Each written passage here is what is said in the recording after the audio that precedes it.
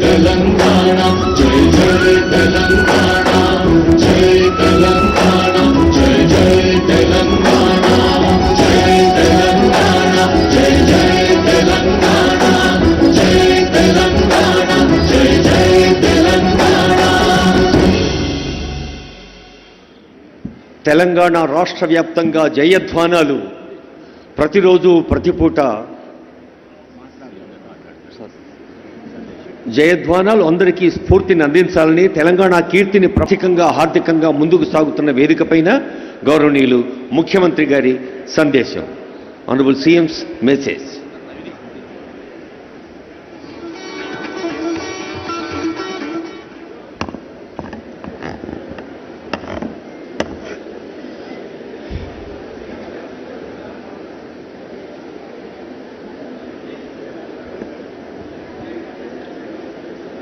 తెలంగాణ రాష్ట్రంలో వివిధ జిల్లాల కలెక్టర్ కార్యాలయాలలో తెలంగాణ తల్లి విగ్రహ ఆవిష్కరణ కార్యక్రమాన్ని Bharat future city, Telangana rising global summit వేదికగా ఉప ముఖ్యమంత్రి వర్యులు బట్టి విక్రమార్క గారు, సహచర మంత్రివర్గ సభ్యులు, పార్లమెంట్ సభ్యులు, శాసనమండలి సభ్యులు, శాసనసభ్యులు, తెలంగాణ రాష్ట్రంలో పెట్టుబడులు పెట్టిన పారిశ్రామికవేత్తల సమక్షంలో, కేంద్ర రాష్ట్ర ప్రభుత్వ అధికారుల సమక్షంలో తెలంగాణ తల్లి విగ్రహ ఆవిష్కరణ ఈ కార్యక్రమం జరుపుకోవడం ఎంతో సంతోషం, ఒక శుభ పరిణామం. ఇక్కడున్న మిత్రులకు, దేశ ప్రజలందరికీ తెలుసు, డిసెంబర్ 9, 2009 నాడు యూపీఏ చైర్పర్సన్ శ్రీమతి సోనియా గాంధీ గారి నేతృత్వంలో ఆనాటి భారత ప్రధానమంత్రి డాక్టర్ మన్మోహన్ సింగ్ గారు తెలంగాణ రాష్ట్ర ఏర్పాటు ప్రక్రియను ప్రారంభించిందని ఆనాటి హోంశాఖ మహాత్ములు చిదంబరం గారు ప్రకటించిన ఒక మంచి రోజు. చిదంబరం గారు డిసెంబర్ 9, 2009 నాడు తెలంగాణ రాష్ట్ర ఏర్పాటు ప్రక్రియను ప్రారంభిస్తున్నామని ప్రకటించడంతో 6 దశాబ్దాల తెలంగాణ ప్రజల యొక్క 4 కోట్ల ప్రజల యొక్క ఆకాంక్షను ప్రతిబింబిస్తూ యూపీఏ ప్రభుత్వం తీసుకున్న నిర్ణయం ఈ ప్రాంత ప్రజలకు సంతోషాన్ని, ఆత్మగౌరవాన్ని అందించినాయి. అందుకే తెలంగాణ రాష్ట్రం ఏర్పడిన తర్వాత మొట్టమొదటిసారి ఏర్పడిన ప్రజాపాలన ఇందిరమ్మ రాజ్యంలో డిసెంబర్ 9కు ఉన్న ప్రాధాన్యతను గుర్తించి 60 సంవత్సరాల ప్రజల యొక్క బలమైన ఆకాంక్షను నెరవేర్చిన పర్వదినాన్ని తెలంగాణ తల్లి అవతరణ దినోత్సవంగా జరుపుకోవాలని తెలంగాణ రాష్ట్ర ప్రభుత్వం అధికారిక నిర్ణయం తీసుకొని ప్రతి సంవత్సరం డిసెంబర్ 9 నాడు తెలంగాణ తల్లి ఆవిష్కరణ ఉత్సవాలను జరుపుకుంటున్నాం. అందులో భాగంగానే ఈనాడు పోయిన సంవత్సరం రాష్ట్ర పరిపాలనకు కేంద్రమైన సచివాలయంలో తెలంగాణ తల్లి విగ్రహ ఆవిష్కరణ చేసుకొని ఒక స్ఫూర్తిని పరిపాలనలో తీసుకొచ్చినాం. ఈనాడు తెలంగాణలో ఉన్న అన్ని జిల్లా కేంద్ర కార్యాలయాలలో తెలంగాణ తల్లి విగ్రహ ఆవిష్కరణను ఈ కార్యక్రమాన్ని జరుపుకోవడం ద్వారా ప్రజల యొక్క ఆలోచనను, దళితులు, గిరిజనులు, ఆదివాసీలు, మైనారిటీల యొక్క ఆకాంక్షల్ని నెరవేర్చడానికి ప్రతినిత్యం స్ఫూర్తి పొందాలని తమ దినచర్య ప్రారంభమైనప్పుడు తెలంగాణ తల్లి యొక్క ఆశీర్వాదం స్ఫూర్తిని తీసుకొని సంక్షేమాన్ని అభివృద్ధిని ముందుకు తీసుకెళ్లే విధంగా ఒక బలమైన సంకల్పాన్ని అందించాలి అని ఈనాడు మా ప్రభుత్వం నిర్ణయం తీసుకొని ఈ విగ్రహావిష్కరణ కార్యక్రమాన్ని మనం ప్రారంభించుకున్నాం. అదేవిధంగా మీకు అందరికీ తెలుసు, తెలంగాణ రాష్ట్రం యొక్క ఆకాంక్ష 2004 ఎన్నికల సందర్భంగా శ్రీమతి సోనియా గాంధీ గారు కరీంనగర్ గడ్డ మీద నుంచి ఈ ప్రజలకు ఒక మాట ఇచ్చారు. మీ ఆలోచన ఆకాంక్ష నాకు తెలుసు, తప్పకుండా నెరవేరుతుంది అని. ఇచ్చిన మాట ప్రకారం ఎన్ని ఒడిదుడుకులు వచ్చినా, ఎన్ని అవాంతరాలు వచ్చినా అధిగమించి శ్రీమతి సోనియా గాంధీ గారు తెలంగాణ రాష్ట్ర ఆవిష్కరణకు సంపూర్ణంగా సహకరించారు. ఈనాడు స్వరాష్ట్ర కళ నిజమై ఈరోజు తెలంగాణ రాష్ట్రంలో నిటారుగా నిలబడి సంక్షేమము అభివృద్ధిని దేశంలోనే నెంబర్ 1గా తెలంగాణ రాష్ట్రం తీర్చిదిద్దుకుంటున్నది. అలాంటి గొప్ప నాయకురాలు ఇచ్చిన మాటకు కట్టుబడి ప్రజల ఆకాంక్ష నెరవేర్చిన గొప్ప నాయకురాలు శ్రీమతి సోనియా గాంధీ గారి జన్మదినం కూడా డిసెంబర్ 9 కావడం మా అందరికీ సంపూర్ణమైన సంతోషాన్ని కలిగించే ఈ పర్వదినం ప్రతి సంవత్సరం తెలంగాణ తల్లి అవతరణ దినోత్సవాలతో పాటు శ్రీమతి సోనియా గాంధీ గారి జన్మదిన ఉత్సవాలను కూడా 4 కోట్ల తెలంగాణ ప్రజలు తెలంగాణ రాష్ట్రం ఉన్నంతకాలం జరుపుకుంటాం.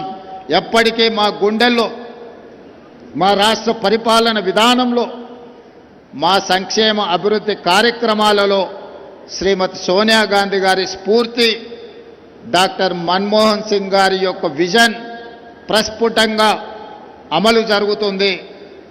ఈ సమ్మిట్ కార్యక్రమంలో పాల్గొన్న వివిధ దేశాల నుంచి వచ్చిన ప్రతినిధులకు, ఈ దేశంలో ఉన్న పారిశ్రామికవేత్తలకు, ఈ కార్యక్రమాన్ని విజయవంతం చేసిన అధికారులకు అందరికీ మరొక్కసారి తెలంగాణ తల్లి అవతరణ దినోత్సవ శుభాకాంక్షలు తెలియజేస్తూ మీ అందరి దగ్గర సెలవు తీసుకుంటున్నాను. ధన్యవాదాలు.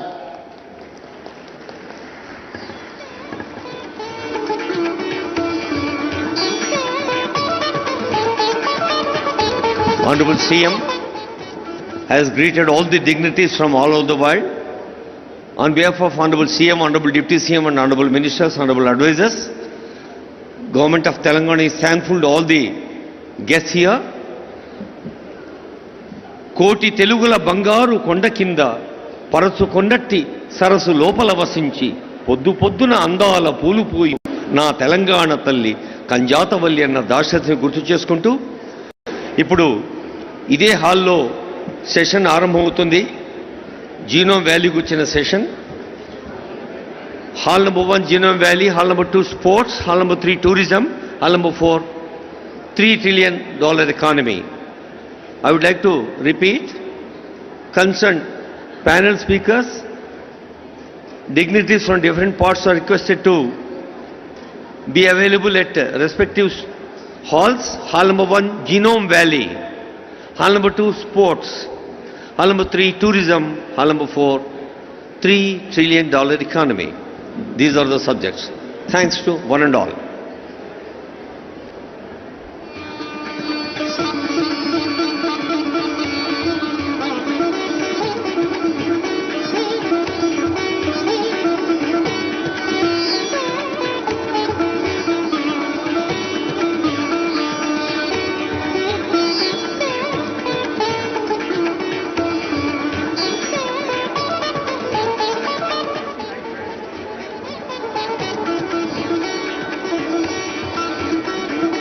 Good morning, ladies and gentlemen.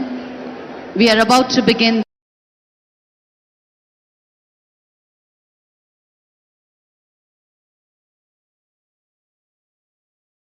రాజును గెలిపించుటలో ఒరిగిన నరకంటాలెన్నో, ఒక రాజును గెలిపించుటలో ఒరిగిన నరకంటాలెన్నో, కుల మతాల సుడిగుండాలలో బలి అయిన పవిత్రులెందరో ఆ చల్లని సముద్ర గర్భం దాచిన బడబానలమెంతో ఆ నల్లని ఆకాశంలో కానరాని భాస్కరులెందరో ఆ చల్లని సముద్ర గర్భం దాచిన బడబానలమెంతో మానవ కళ్యాణం కోసం పనమొట్టిన రక్తం ఎంతో మానవ కళ్యాణం కోసం పనమొడ్డిన రక్తం ఎంతో రణరక్క శిఖరాల నృత్యం రణరక్క శిఖరాల నృత్యం రాల్చిన పసి ప్రాణాలెన్నో ఆ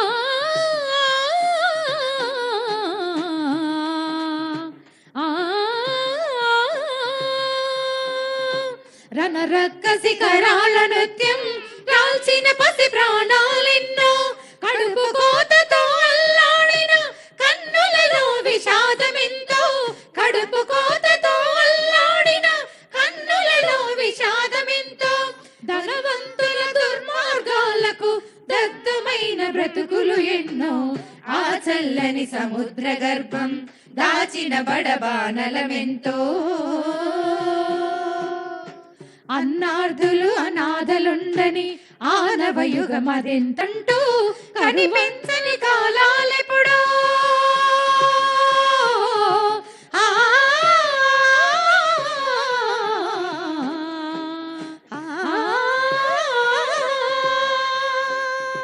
కరువంటూ కాటకమంటూ కనిపించని కాలాలెప్పుడో పసిపాపల నిదుర కనులలో ముసిరిన భవితవ్యం ఎంతో పసిపాపల నిదుర కనులలో ముసిరిన భవితవ్యం ఎంతో గాయపడిన కవి గుండెలలో వ్రాయబడని కావ్యాలెన్నో ఆ చల్లని సముద్ర గర్భం దాచిన బడబానలమెంతో ఆ నల్లని ఆకాశంలో కానరాని భాస్కరులెందరో ఆ చల్లని సముద్ర గర్భం దాచిన బడబానలమెంతో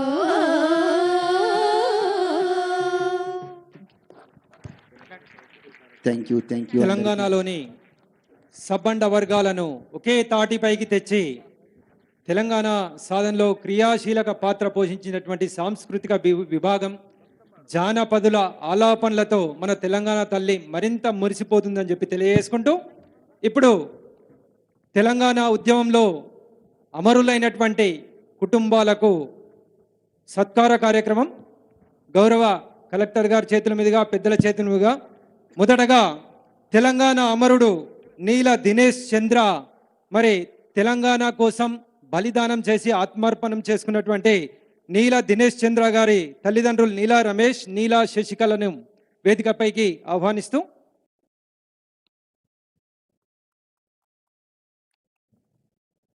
తెలంగాణలోని అన్ని జిల్లాల ప్రాశస్త్యాన్ని ఆనాడు జరిగినటువంటి విధ్వంసాన్ని దాశరథి కృష్ణమాచార్యులు గారి పాటను ఇప్పుడే సాంస్కృతిక విభాగం గారు ఆలాపించారు. నెత్తురులు దారబోసిరి నీళ్ళబోలే, మనం నీళ్లు దారబోసినట్టుగా నెత్తురు దారబోసినటువంటి మానితులు నీ సుతులు తెలంగాణ తల్లి, నీ పిల్లలు రక్తాన్ని నీళ్ళబోలే దారబోసారు. ఆ సందర్భంలో మరి తెలంగాణ వచ్చినటువంటి ఈ సందర్భంలో మిమ్మల్ని సత్కరించడం ఎంతైనా మరి గొప్ప సత్కార్యం అని చెప్పి భావిస్తూ మీరు చేసిన త్యాగం వృధా పోదు. తెలంగాణ అనేది ప్రపంచ యవనికపై ప్రథమ స్థానంలో ఉంటుంది. మీ త్యాగం ఎప్పటికీ ఆచంద్ర తారార్కం. తెలంగాణ చరిత్రలో మీ పేరు సువర్ణాక్షరాలతో లిఖించబడి ఉంటుంది అని చెప్పి తెలియజేసుకుంటూ మీ బలిదానం చాలా గొప్పది. అంతటి గొప్ప పుత్రునికి అన్నటువంటి మీరు ధన్యజీవులు అని చెప్పి తెలియజేసుకుంటూ తర్వాత ఎన్ఎల్ఈ శేఖర్ రెడ్డి గారి బలిదానం అమరుడు, తెలంగాణ అమరుడు 26 జనవరి 2010 రోజున తెలంగాణ కోసం ఆత్మార్పణ చేసుకున్నారు. వారి యొక్క తల్లిగారైనటువంటి ప్రసన్న గారు, వారి యొక్క సోదరుడు కృష్ణారెడ్డి గారిని సాదరంగా వేదికపైకి ఆహ్వానిస్తూ తెలంగాణ రాష్ట్రం సిద్ధించడంలో ప్రతి ఒక్కరిని కదిలిస్తూ ప్రతి ఒక్కరిని ఆలోచించే విధంగా తమ జీవితాల్ని త్యాగం చేసుకున్న ధన్యజీవులు. ఈరోజు వారి కలల సాకారమైన రోజు, వారి కలలు ఆకాంక్షలు తెలంగాణ తల్లి రూపంలో మనం ఆవిష్కృతం చేసుకున్న రోజు. ఈరోజు మీ స్ఫూర్తి, మీ బలిదాన స్ఫూర్తి ఎప్పటికీ కొనసాగుతుందని చెప్పి తెలియజేసుకుంటూ, ఇప్పుడు కొంగర వాస్తవ్యులు కాకి బాలు అమరులైనటువంటి వారి తల్లిదండ్రులు కాకి నరసింహ గారు, కాకి లలిత గారిని వేదికపైకి ఆహ్వానిస్తున్నాం. కాకి నరసింహ, కొంగర కలాన్ వాస్తవ్యులు, కాకి కుమార్, బాలు మరి తెలంగాణ కోసమే ఆత్మార్పణం చేసుకున్నటువంటి ధన్యజీవి.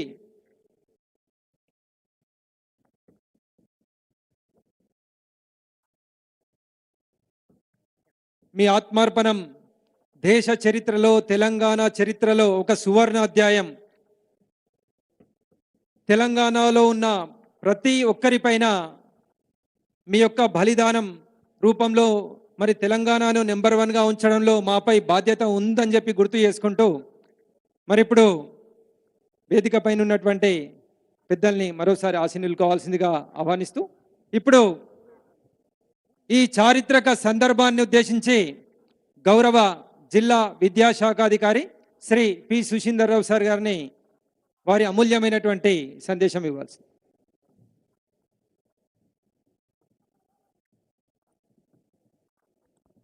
హలో.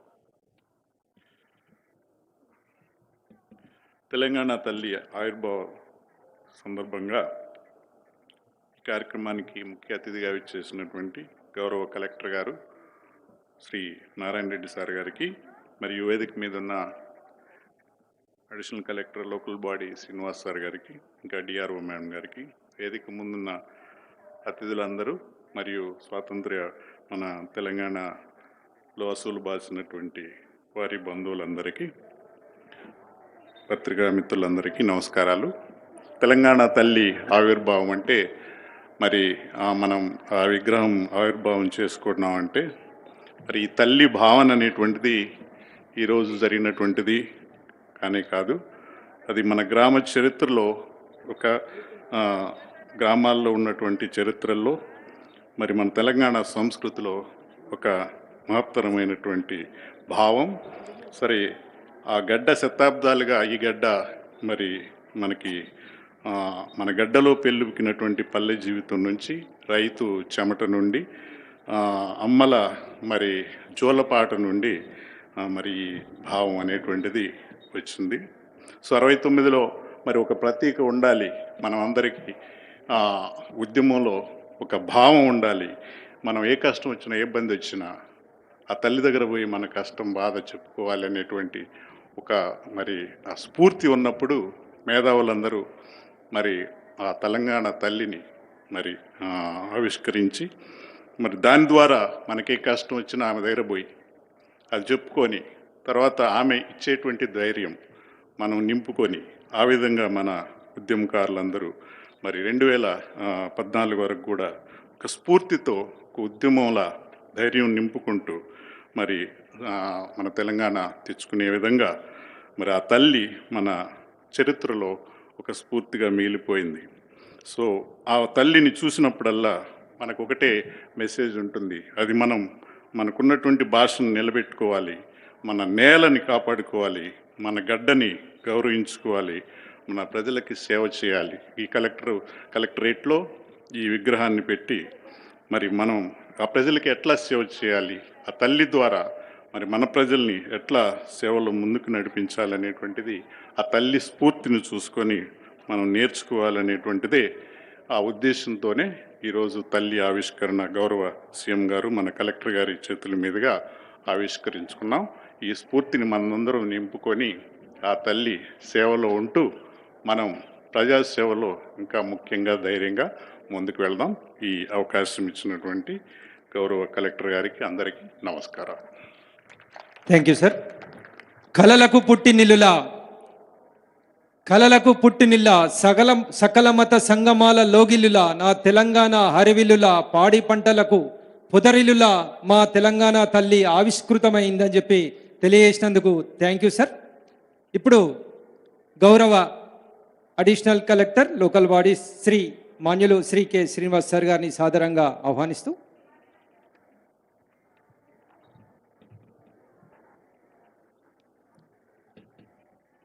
తెలంగాణ తల్లి విగ్రహావిష్కరణ కార్యక్రమంలో భాగస్వామ్యమైన ప్రతి ఒక్కరికి నా హృదయపూర్వక శుభాకాంక్షలు.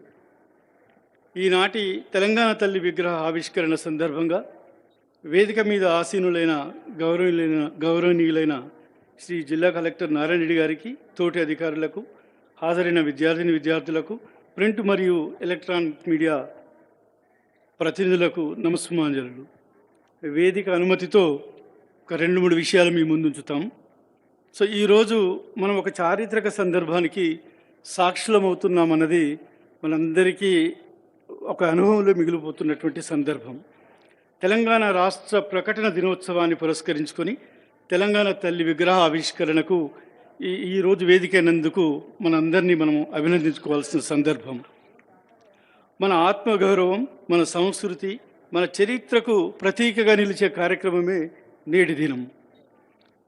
తెలంగాణ అన్న మాట వినగానే ముందుగా మనకు గుర్తొచ్చేది మన పల్లె సిరి, మన దోసిళ్లలోని నీళ్లు, మన వనాలలోని సువాసనలు, మన పంటల పొలాల్లోని పసిడి, ఈ నేల పుట్టించిన కవులు, యోధులు, కార్మికులు, విద్యార్థులు అందరి చెమటతో నిండిన పవిత్ర భూమే మన ఈ తెలంగాణ. మన రాష్ట్ర చరిత్రలో ఎన్నో ఎత్తుపల్లాలు చూసి స్వరాష్ట్ర కళ రూపుదాల్చడానికి దశాబ్దాల తరబడి పోరాటం చేయాల్సి వచ్చిన విషయం మనందరికీ విదితమే. సో మన 1948 హైదరాబాద్ విమోచన తర్వాత 1956 ఉమ్మడి ఆంధ్రప్రదేశ్ ఏర్పాటుతో మొదలైన అన్యాయం, వనరుల దోపిడీ, ఉద్యోగాల్లో అన్యాయం, జలాల్లో వివక్షత, ఇవన్నీ ఇన్ని అసమానతల రూపకల్పన నుంచి బయటపడడానికి చేసిన, ఆ లోతైన గాయాల నుంచి బయటికి రావడానికి చేసిన ఉద్యమమే మన తెలంగాణ ఉద్యమం. సో ఇది కేవలం ఒక రాజకీయ నిర్మాణం కాదు, మన 100 ఏళ్ల కళ. సో ఇది కేవలం రాజకీయ నిర్మాణంతోటే సాధ్యమైంది అనుకుంటే కాదు, మన అందరి సహకారంతో, ఉద్యమాలతోటే ఈరోజు మనకి ఈ సుదినం ప్రత్యక్షమైంది. సో దీని వెనుక ఎన్నో వేలాది విద్యార్థుల త్యాగాలు, రైతుల కష్టాలు, మేధావుల మార్గదర్శనం కూడా మనందరి ముందు ఉంది. సో 69లో జరిగిన మొదట్లో మహా తెలంగాణ ఉద్యమం, విద్యార్థుల ప్రాణత్యాగాలు చరిత్ర పుటల్లో ప్రత్యేక స్థానాన్ని సంపాదించుకున్నాయి అన్నది మనందరికీ తెలిసిన విషయమే. సో ఈ డిమాండ్లన్నిటికీ కూడా, ఆ డిమాండ్ల బేస్ మీద వచ్చిన పెద్ద మనుషుల ఒప్పందం కూడా ఎట్లా విఫలమైందో మనందరికీ సుపరిచితమే. దాని ఫలితంగానే ఆవేదన ప్రజల్లో పెరిగింది, ఆశలు ఛిద్రమైనాయన్న భావన పెరిగింది. ఈ నిరాశే మనకు ఈ ఉద్యమ స్ఫూర్తికి మార్గదర్శనం అయ్యింది. సో తెలంగాణ స్వరాష్ట్రం ఒక్కటే అన్ని సమస్యలకు పరిష్కారం అన్న ఉద్దేశంతో మనకు మలిదశ ఉద్యమం రూపుదాల్చి, అది గల్లీ గ్రామం నుంచి ఢిల్లీ వరకు తెలంగాణ స్వరాష్ట్ర కోరిక జ్వాలల్లా వ్యాపించింది.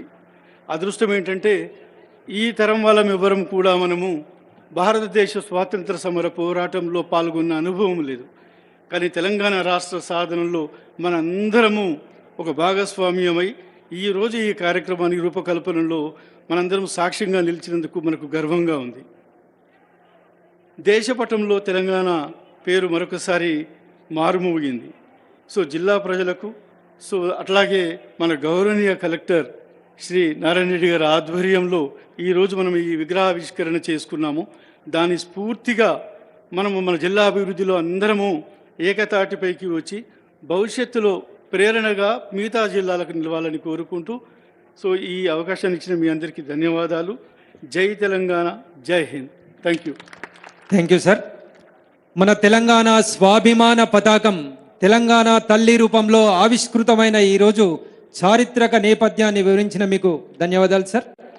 ఇప్పుడు మన రంగారెడ్డి జిల్లా క్రాంతదర్శి అన్ని శాఖలను సమన్వయం చేసుకుంటూ రంగారెడ్డి జిల్లాను అభివృద్ధి పథంలో దూసుకెళ్లింపజేస్తున్న గౌరవ కలెక్టర్ గారు.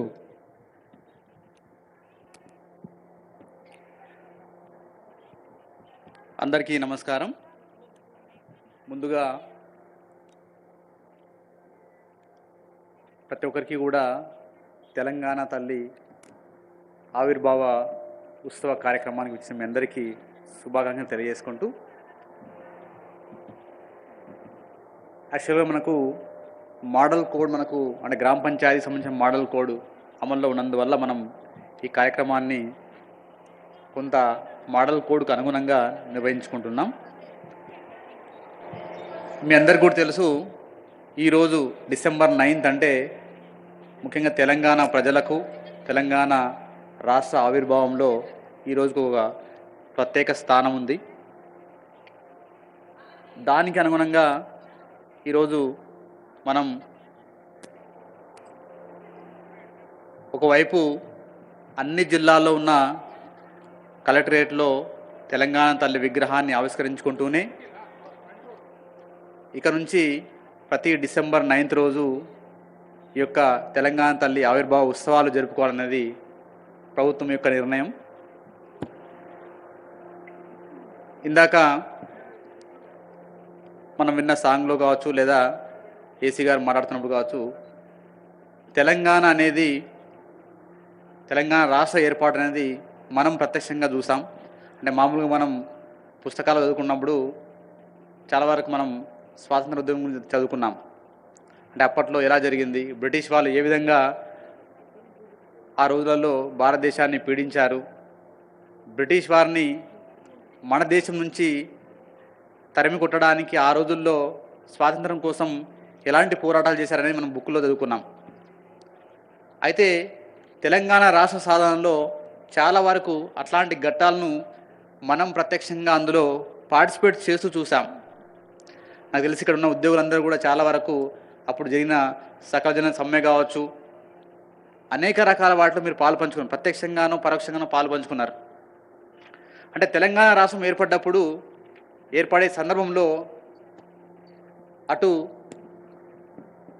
ప్రజలు, యువకులు, రైతులు, మేధావులు, ఉద్యోగులు ప్రతి ఒక్కరు కూడా ఆ రోజు తెలంగాణ రాష్ట్రం కోసం ఆకాంక్షించడం, దానికి అనుగుణంగా పోరాటాలు, దానికి అనుగుణంగా ఉద్యమాలు చేయడం వల్ల మనకు తెలంగాణ రాష్ట్రం జూన్ 2nd రోజు మనకు 2014లో మన సొంత రాష్ట్రాన్ని ఏర్పరచుకోవడం జరిగింది.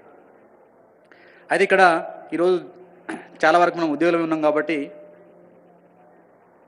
తెలంగాణ రాష్ట్రం దేనికోసం ఏర్పడ్డది, తెలంగాణ రాష్ట్రం యొక్క ముఖ్య ఉద్దేశం ఏంది, తెలంగాణ రాష్ట్రంలో ప్రజలకు ఈ కొత్త రాష్ట్రంలో అందాల్సిన ఫలాలేంటి అనే వాటిలో చాలా వరకు అప్పుడు జరిగిన ఉద్యమంలో కావచ్చు, ఇప్పుడు చూస్తున్న వాటిలో కావచ్చు, నిధులు, నియామకాలు, నీళ్లు అనే ఒక 3 ముఖ్యమైన వాటిపైనే ఆ రోజు ఉద్యమం జరిగింది. అయితే ఇక్కడ ఉద్యోగులుగా మనకు ఈ 3 కూడా అటు ప్రభుత్వం నుంచి ప్రజలకు చేరవేసే సందర్భంలో మనం మధ్యలో ఒక వారధిగా ఉంటున్నాం.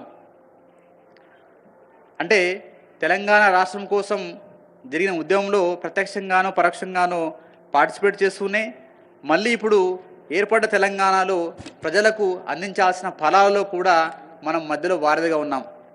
సో ఇందుకు ప్రతి ఒక్కరం కూడా గర్వంగా ఫీల్ కావాల్సిన అవసరం ఉంది. దాంతోపాటుగా ఆ యొక్క కర్తవ్యాన్ని కూడా సక్రమంగా చేయాల్సిన అవసరం మనందరి మీద ఉంది.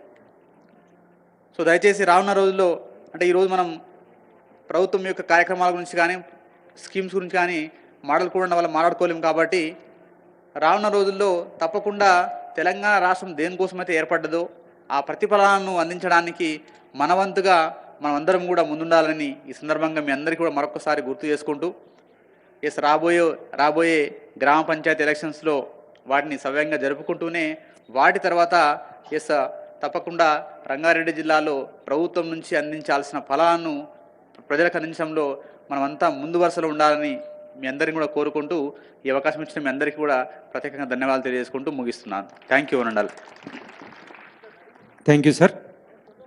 తెలంగాణలో అన్ని కార్యక్రమాలు అందరికీ అందాలి, అందుకోసం మనం ప్రతి ఒక్కరము కృషి చేయాలని చెప్పి మన పైన మరి తెలంగాణ బలిదానాల ఆకాంక్షల్ని మన పైన ఉన్నాయని చెప్పి తెలియజేసినందుకు గౌరవ కలెక్టర్ గారికి ధన్యవాదాలు తెలియజేసుకుంటూ, మరి ఈనాడు సాంస్కృతిక కార్యక్రమాల ద్వారా మనలో ఒక ప్రత్యేక ప్రేరణ నింపినటువంటి సాంస్కృతిక కళాబృందం వారికి గౌరవ కలెక్టర్ గారు సత్కారం చేస్తున్నారు. లావణ్య మరి దాశరథి కృష్ణమాచార్యులు వారి యొక్క పాత్ర మరి తొలిదశ ఉద్యమంలో ఎనలేనటువంటిది.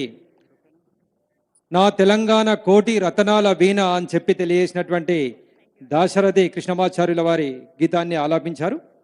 థ్యాంక్ యూ అమ్మా. ఇప్పుడు మరొక మిత్రుడు తల్లి తెలంగాణమా తనువెల్లా మాగానమా అంటూ ఆలాపించినటువంటి విద్యానందాచారిని వేదికపైకి ఆహ్వానిస్తూ సత్కారాన్ని తీసుకోవాల్సిందిగా ఆహ్వానిస్తున్నాం. తెలంగాణ సాధనలో తెలంగాణ తదనంతరం కూడా అందరి బాధ్యతను గుర్తు చేయడంలో ఈ సాంస్కృతిక విభాగం పాత్ర ఎనలేనిది. ప్రతి ఒక్క సందర్భంలో మన పైన మన యొక్క బలిదానాల స్ఫూర్తిని మనలో రగిలిస్తూ మన వంతు కర్తవ్యాన్ని ప్రతి క్షణం మనకు గుర్తు చేసినటువంటి వీరికి మరోసారి ధన్యవాదాలు తెలియజేసుకుంటూ మరి ఇప్పుడు ఈనాటి కార్యక్రమాన్ని జాతీయ గీతాలాపంతో మనందరం కూడా మరి ఈ స్ఫూర్తిని కొనసాగించాల్సినటువంటి అవసరం ఉందని చెప్పి తెలియజేస్తూ విగ్రహ ఆవిష్కరణ ఈరోజే జరిగింది. ఈ రోజు నుండి ప్రతి ఒక్కరం కంకణబద్దులమై పనిచేస్తామని తెలియజేస్తూ జాతీయ గీతాలాపన. जनगणमन अधिनायक जय हे भारत भाग्य विधाता पंजाब सिंध गुजरात हिमाचल यमुना गंगा उच्चल जलधि तरंगा तव शुभ नामे जागे तव शुभ आशीष मागे गाहे तव जय गाथा जनगण मंगलदायक जय हे भारत भाग्य विधाता जय हे जय हे जय हे जय जय जय जय हे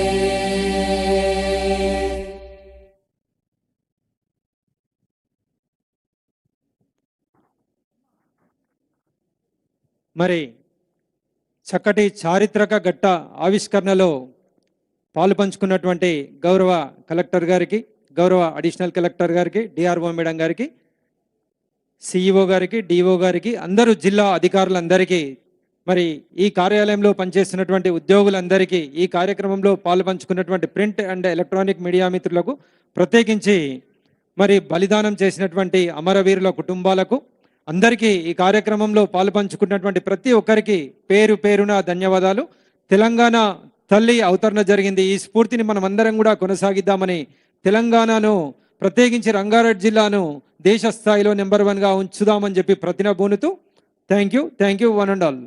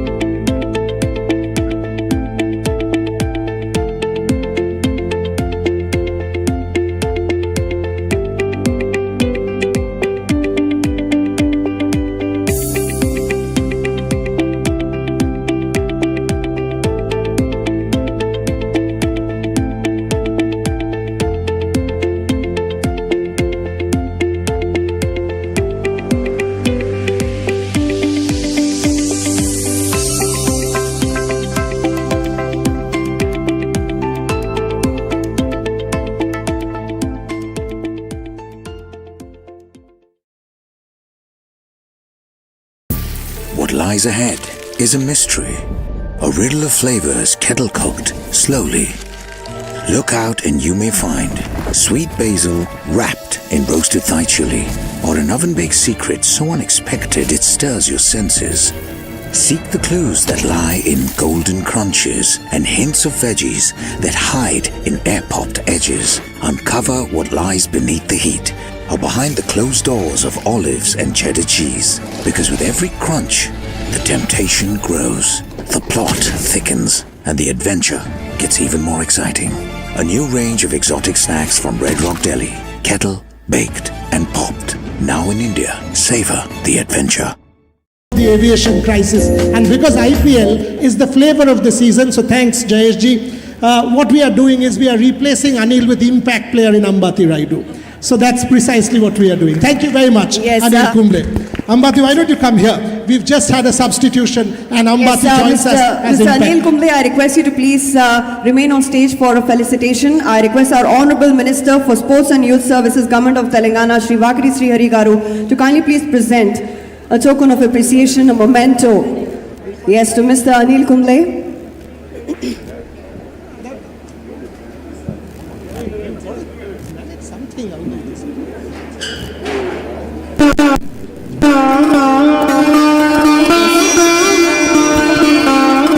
Shri Shivasena Reddy Garu, Chairman Sports Authority of Telangana, joining in, and also our Special Chief Secretary to Government, Industries and Investment, CMO, CEO Speed, and YAT&C Sports Department Chair Sanjan Ji also joining in. Thank you. All right, one group photo opportunity for our friends from press and media.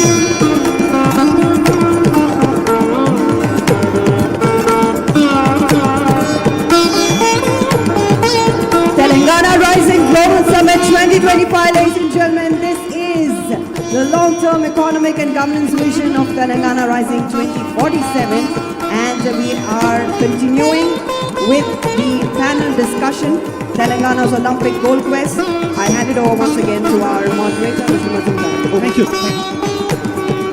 Can I have, yeah, thanks. Thanks, Anil. Kindly settle down because we've got to go on with the panel and some very, very distinguished speakers. Let me go to Gopi. You know, it's very rare, perhaps, I've not seen this in my 30 years of covering sport, that there is one academy which has produced 40 international medals. Pulela Gopichand Academy, 40 international medals, including Olympic Games, Asian Games, Commonwealth, and multiple others. Gopi, you keep talking about physical literacy. It's not just about any high-performance sport. And what I see in Telangana is this emphasis on physical literacy. So your vision for Telangana sport in the years to come.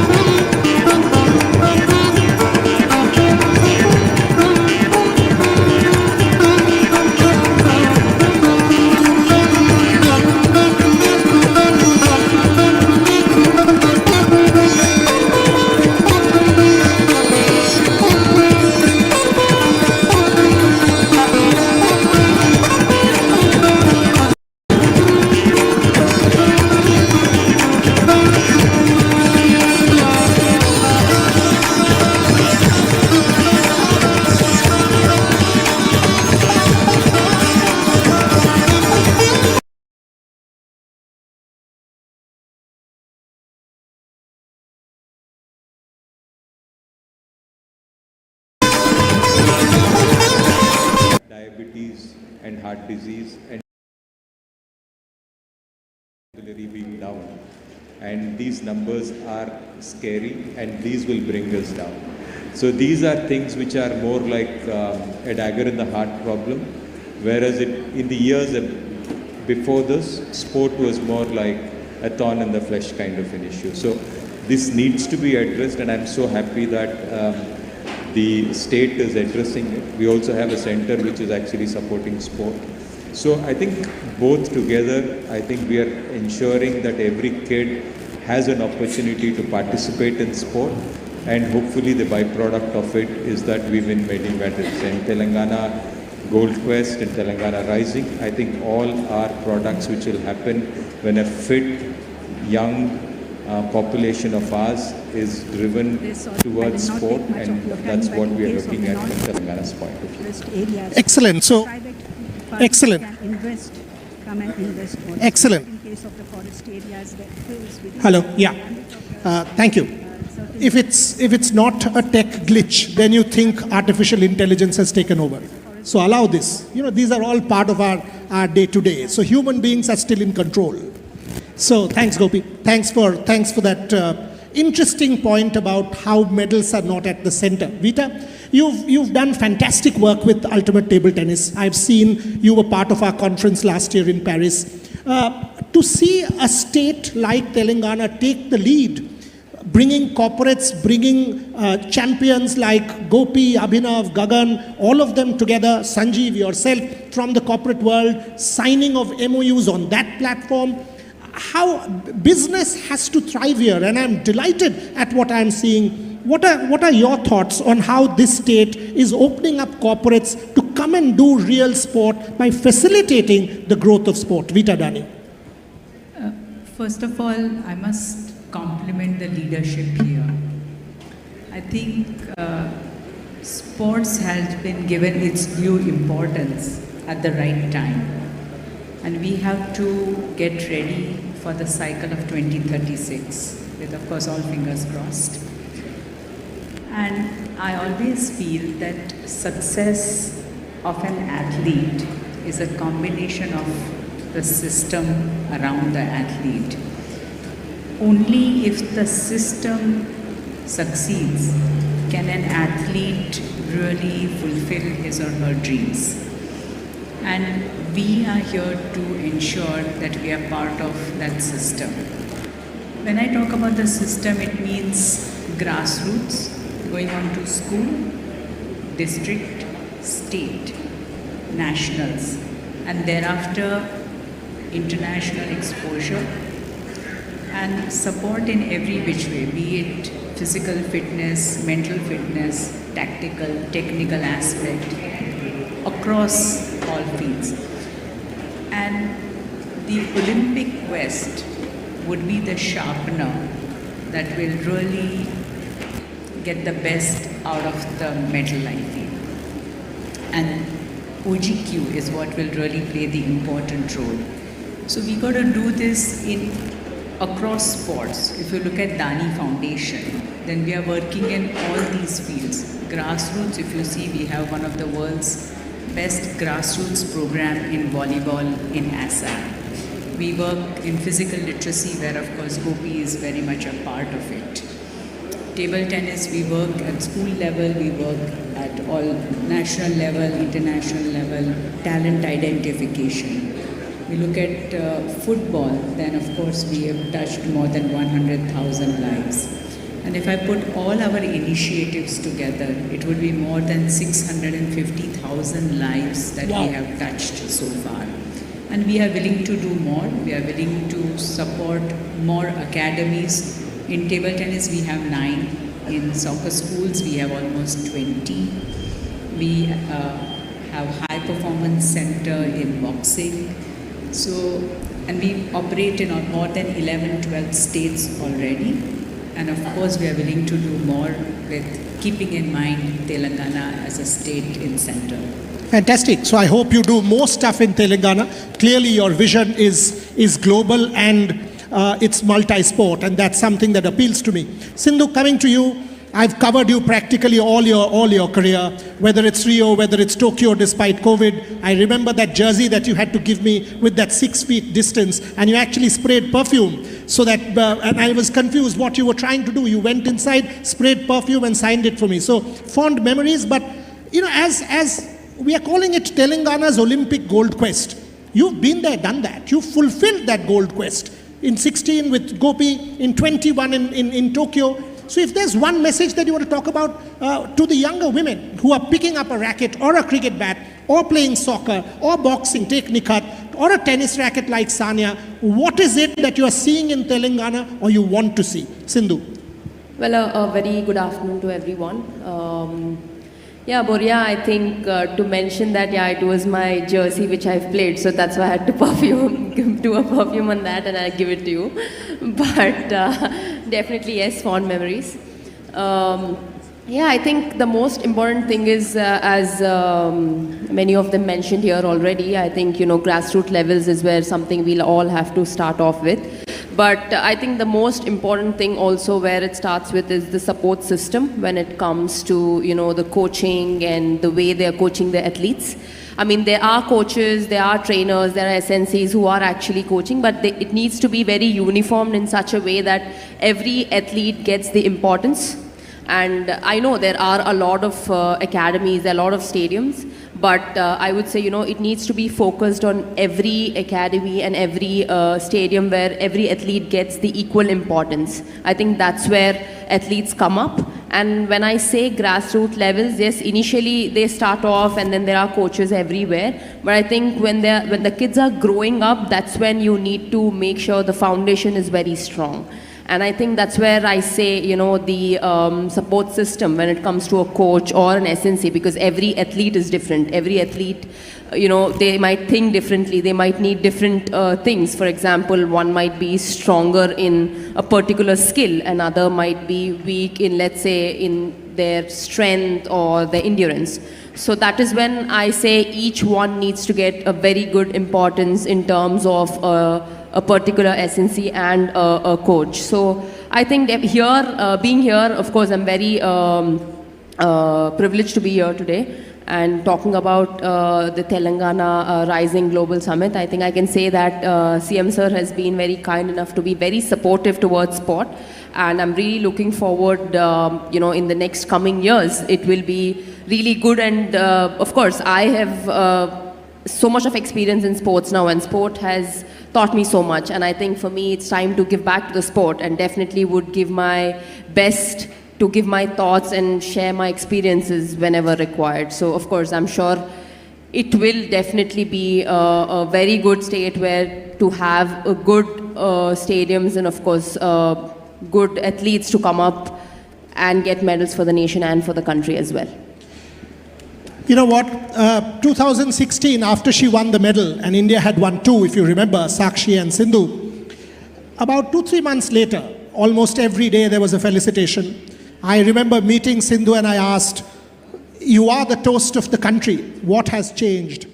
And she said to me, and I remember that statement, that yes, my life has changed, people's perception of me has changed, money and everything and fame, but I haven't changed as a person. Ladies and gentlemen, PV Sindhu. Azhar bhai. Jitendra Reddy garni sadhananga vedika meeku aahvanistha unnam. Thank you. Welcome, sir. Welcome. Azhar bhai, yesterday night also when you and I were chatting and I asked you this question, I ask again. When I see, firstly, your career, legendary cricketer, made a difference, one of our favorites, know you from 1986, 85, 86, that tour, 300s. But now, let me ask you a specific question. After the Women's World Cup, Mithali Raj, Arundhati Reddy, Sri Charani, the tradition is here. Are you planning something special to give the fillip to the women's game in Telangana? Because according to me, the opportunities are endless. And while we say that it's a level playing field, it's not. Match fees are the same. Central contract, 7 crores for men, 50 lakhs for women. So there is a big gap there. Are you, and the grassroots, practically no money. Are you going to sort of do something special in the light of the Women's World Cup to give a fillip to the women's game? Mohammad Azharuddin. I think, Boria, the Telangana has produced many women players who have won a lot of medals. 2 are already here. And then Sania is there, and Saina Nehwal is there now. Nikhat Zareen also, they've got a lot of medals. So there is a lot of encouragement for women in Telangana. and they have won a lot of medals also. But I think the grassroots level thing, I'm also very in favor of grassroots level. But at the same time, I think what happens is, if you pick people at the grassroots level, first you have to look at the skill. If you don't have the skill in a particular sport which you are picking up, then there's no point going ahead with the player. Because I remember about 3 or 4 years back, and I took somebody to Gopi's academy, and he looked at that person and he said, "Okay, no, it's not possible that he's going to play. Big badminton matches." So that's what we need from players, from coaches also. Because I think when you have the skill, then only all these things come up: dedication, application, everything, hard work. If you don't have the skill, even if I have a skill to play cricket, then if I start playing football, then I'll be wasting my time and wasting everybody's time. So I think the Telangana Sports Hub also has been created by the Honorable Chief Minister, who is also a very avid sportsman. He plays a lot of football, and you will definitely see him in action on the 13th when he's going to play with one of my favorite players, Lionel Messi. And I think Telangana has already done a lot, and it's going to do well, because with this new future city which is coming up, there will be a lot of facilities. Because when I was growing up, when I was playing, there were hardly any facilities. We played on very, very different grounds. I want to tell you something, that I'm very, very lucky that I have not been injured very badly. The grounds we played and the wickets we played without helmets, everything, as a youngster, I'm very lucky. If you ask me to play now, I will not play, because it's not good. Because the facilities now have improved. I think they have a lot of coaches who are really very, very good. And then if you see, especially in the cricket, you have more staff traveling than the players. If I'm right, I would definitely say about that. And I think the facilities are very good, and the platform is there for the players, but how well they use that platform. Winning a gold medal, and it's not very easy, and an Olympic medal, actually, Sindhu has already done that, and Jwala is also here, and Gopi Bhai is already, won the All England badminton. So I'm a very avid sports watcher. I like watching sports, but I think the most important thing I want to tell is that if you find somebody who's very skillful, who's very good, please take care of all his problems, starting from family till he goes up. Because what happens is, there are so many players who come up, they have a lot of family problems. They want to, their parents, a lot of pressure is there on the parent. They want their son to do something, get a job, and then get their sister get married, all the things. If you find somebody who's exceptionally well, you please take care of all his things. Just tell him, go and play. Don't worry about what is happening. That is the one thing we should do it. Because if you do that, you'll get many, many players. Because most of the players, they just fall away because of this problem. So opportunity. If you try and understand what Azhar was talking about, opportunity, and that's what brings me to Jwala. Jwala, to see a summit like this, mainstream sport, this is clear mainstreaming sport. We've seen in India, various states, if there are convocations, congregations like this, sport is a silo. It's like, okay, there will be one panel, 20 minutes at the end of the day. Here, it's mainstream. Whether it's the CM's vision of bringing in corporates and sports people together, whether we are seeing what we are seeing on the dais. In your case, the word that was used for you, trailblazer. When you started out, no facilities whatsoever, to win a world championship medal in 2011, to be the best in the world in doubles, Commonwealth Games gold, and now, what are the changes, Jwala, you are seeing in Telangana that will enable the next Jwala Gutta to come up, pick up a badminton racket and make a mark? Hi, good morning everyone. What I feel is that, I was lucky to have a coach like Arif sir. I think he was a consistent coach whom I trained under. And that's what I feel. I feel we are not doing enough for the coaches. Every time when the sports is mentioned, we just think about the athletes and who are going to win the medals. But I think there are a lot of work which is done behind. Everybody, I'm sure everyone agrees, a good support system which includes coaches. is not what we are focusing on. I think we need to, the sports policies have to mention the welfare of the coaches. I still hear that a lot of coaches are still under contract and they still struggle and don't have permanent jobs. I think that is very, very important. We need to support the coaching. People who are interested in coaching, take care of, because that's their bread and butter. And if you want them to focus on the athletes and to bring medals, we need a good, system for coaches and see that they don't struggle. And I think I was lucky to train under RF sir, and I had a consistent coaching and support system from RF sir, and that's why I think I could, even dream of doing something big. So I think I'll be really happy if the sports policies include coaches' welfare and uplift them. I always believe this, that good coaches, you'll definitely have good players.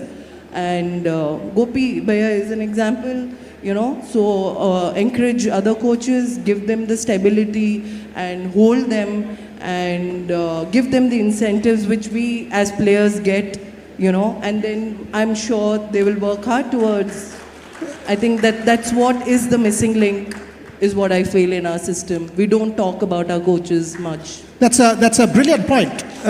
Taking care of the coaches. Yesterday, Gopi and I were sitting in his academy, and all of a sudden, and here, once again, ladies and gentlemen, these are important points. Telangana as a young state taking the lead. Sorry, I'm interrupting. I want that our coaching system should become so strong that we don't depend on foreign coaches. Absolutely. In future. Absolutely. So, yesterday, and this actually brings me to this point, we were sitting and there were a few Mizo kids training out there. And I asked him, tell me a little bit more about these kids. And eventually I get to know that there are 10 Mizo coaches now working as part of the academy. So it's not just doing for Telangana, it's also doing for the rest of India. So Telangana taking the lead there, that's brilliant. So absolutely, ladies and gentlemen, once again, a state showing the way for the rest of the country. Stand out. Ambati, all of us are talking about coaches. You've just finished a career, accomplished cricketer, so much achievement. I'm going to give it back. Coaching, what's the thought? If there's one thing that you want to do as a possible coach, making a difference to the ecosystem in your state, what would that be? Coming from Hyderabad, I've played here, I've grown up here, I've played junior cricket for Hyderabad. So Hyderabad has always had extraordinary talent. To nurture the talent, as Ajubhai said, we need very good infrastructure, very good coaches, and most importantly, I think coaching has to, develop a mindset to make sure, especially as a player, once you are transitioning into a coach, it is very, very important to put the player's priority first. So it's never about yourself, and especially coming from a team sport. I think sport as a whole, I feel, unites the community, unites a city like Hyderabad. People from various corners of the country come and live in Hyderabad, and in a team, we have people from different communities, different castes, different religions. It all brings together, and I feel the unison is what I feel is the greatest aspect of sport, and that is what Hyderabad should strive towards. And also, most importantly, what I feel, having played the sport for 30 years, is the sport is slowly transitioning towards, people who have money. I think it is very, very important for the government to have a policy where even if a person who is talented has nothing and, is a poor man, still should have the facilities that are world class for him to, thrive and also come up, because that is very, very important. Because as you grow up, as Ajubhai would rightly say, we all have grown up with absolutely nothing. But today that is not the case, and I think it is very, very important to, for the government to have a look at that. Okay. Again, so grassroots, facilities, there's a chain that we are talking about. So that's kind of uniting this panel on stage. Let me come to you, sir.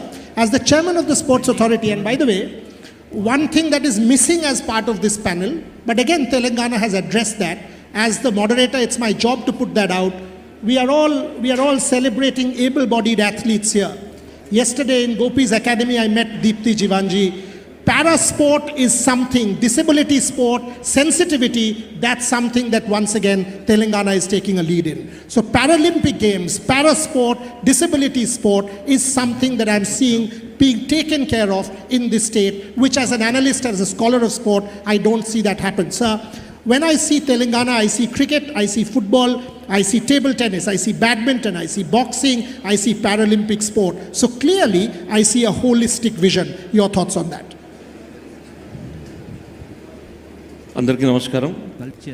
Telangana ముఖ్యమంత్రి రేవంత్ రెడ్డి గారు వీటన్నింటి మీద అంటే గతంలో దాంతో పోలిస్తే చాలా మటుకు ఉమ్మడి ఆంధ్రప్రదేశ్లో ఉండే దాంతో పోలిస్తే తెలంగాణ వచ్చిన తర్వాత ముఖ్యమంత్రి రేవంత్ రెడ్డి గారు స్పెషల్ స్పోర్ట్స్ మీద ప్రత్యేక టార్గెట్ పెట్టి స్పోర్ట్స్ని ఎంకరేజ్ చేస్తే ఈ హెల్దీ తెలంగాణ అంటే ప్రతి ఒక్కరూ హెల్త్గా ఉండాలంటే ఫస్ట్ స్పోర్ట్స్ ఇంపార్టెంట్. ఆ స్పోర్ట్స్కు ఏర్పాటు చేయాలి అని అంటే ఫస్ట్ గ్రాస్ రూట్ లెవెల్ నుంచి మొదలు పెట్టాలని సీఎం కప్ను మొదలు పెట్టడం జరిగింది. అది విలేజ్ లెవెల్ నుంచి, మండల్ లెవెల్ నుంచి, అదేవిధంగా డిస్టిక్ లెవెల్, స్టేట్ లెవెల్ వరకు తీసుకురావడం జరిగింది. అదేవిధంగానే కోచెస్ కొరత చాలా మటుకు ఉండే గతంలో. ఇప్పుడు ఆ కోచెస్ని కూడా స్పెషల్ కేసు తీసుకొని స్పెషల్గా కొత్త కోచెస్ని కూడా తీసుకురావడం జరుగుతూ ఉంది. దాంతోపాటు ఇందాక వీళ్ళు ఇచ్చిన సజెషన్స్తో పాటు వీటన్నింటినీ రాబోయే రోజుల్లో పెద్ద ఎత్తున తీసుకోవడానికి అందరం ముందుకు పోతున్నాం. ముఖ్యమంత్రి గారి విజన్, అదేవిధంగా మినిస్టర్ గారి విజన్, జయేష్ రంజన్ గారు కానీ, సోనిబాల గారు కానీ, జితేందర్ రెడ్డి గారు కానీ, అంటే ఎంటైర్ తెలంగాణలో ఇందాక చెప్పినట్లు ఇండియా నుంచి ఒలింపిక్స్లో ఒక్క గోల్డ్ మెడల్ సాధించలేకపోయినామని ఒక బాధ ఉంది. నెక్స్ట్ ఇండియా మొత్తంలో తెలంగాణ నుంచి ద బెస్ట్ ప్లేయర్స్ని తయారు చేసే విధంగా ఈరోజు కార్యాచరణ సిద్ధం చేస్తున్నాం. దానికి ముఖ్యంగా కావాల్సింది గ్రౌండ్స్. ఆ గ్రౌండ్స్ మీద ఇప్పుడు కాన్సన్ట్రేషన్ చేసింది sports authority of Telangana. District levels and state లెవెల్లో ఉండేటువంటి గ్రౌండ్స్ కంప్లీట్ చేసుకొని next district level and village లెవెల్లో కూడా గ్రౌండ్స్ ఏర్పాటు చేయాలి.